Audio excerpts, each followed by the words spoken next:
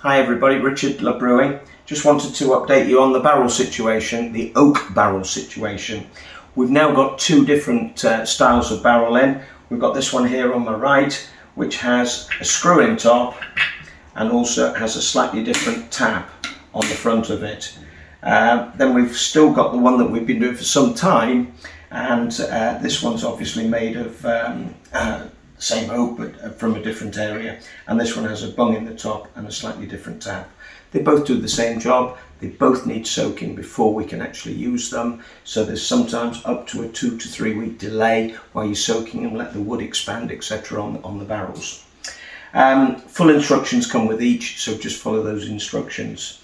At the moment we have this one available in the 3, 5 and 10, and soon will be, well I say soon, maybe not so soon, but we will also have a 1 litre as well.